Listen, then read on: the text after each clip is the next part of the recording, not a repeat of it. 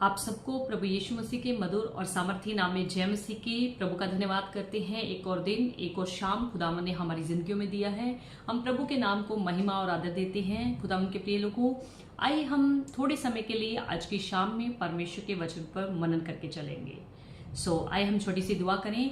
हमारे सर्वशक्तिमान पिता परमेश्वर, हम दिल की गहराइयों से धन्यवाद करते हैं आज के दिन के लिए, खूबसूरत शाम के लिए जो आपकी दया और आपकी कृपा से हमारी जिंदगियों में मिली है। प्रभु धन्यवाद करते हैं आज का जो भी छोटा सा मैसेज है परमेश्वर, उस पर तेरी विशेष बरकत और कृपा मांगते हैं। तेरे लोग, सुनने वाले सब लोग आशीष पाएं और उनकी जिंदगियां बदल जाएं। उनके जीवन से केवल और केवल तेरे परमेश्वर ऊंचा होता चला जाए। धन्यवाद के साथ प्रार्थना को प्रभु यीशु के नाम से मांगते हैं, आमीन।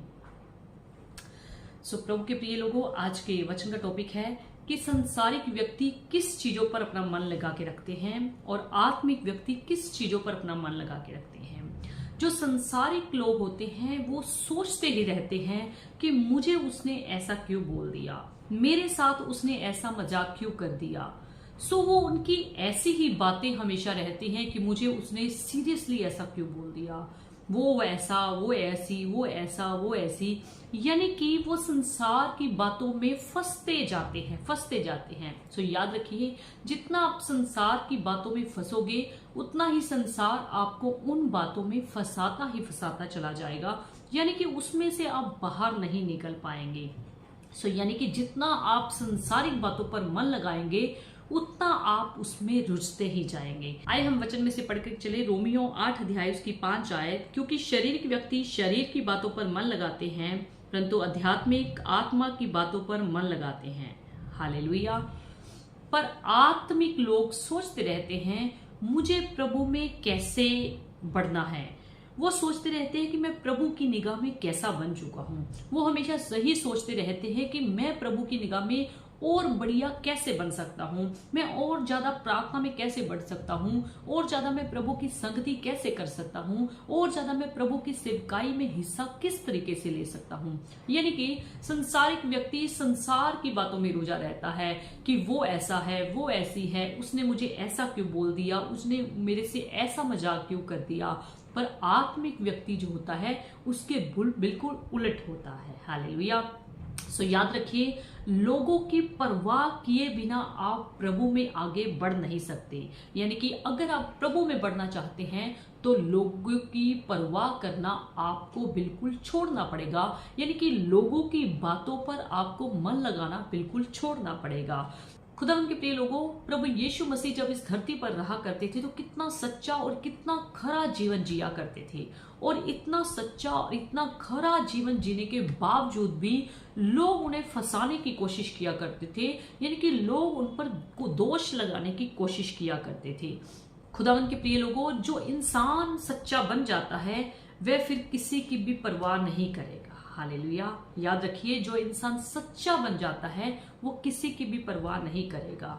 लोगों से जब आपको सम्मान मिलता है उस पर भी मन मत लगाया करें, और लोगों से जब आपको अपमान मिलता है तब भी उस पर मन ना लगाया करें। क्योंकि जब आपको सम्मान मिलता है, जब आपको आदर मिलता है, तब आपके अंदर घमंड आ जाता है, और जब आपको लोगों की तरफ से अपमान मिलता है तब आपके अंदर क्रोध आ जाता है, आपके अंदर गुस्सा आ जाता है, जो कि दोनों बहुत ही हानिकारक है। हालेलुया।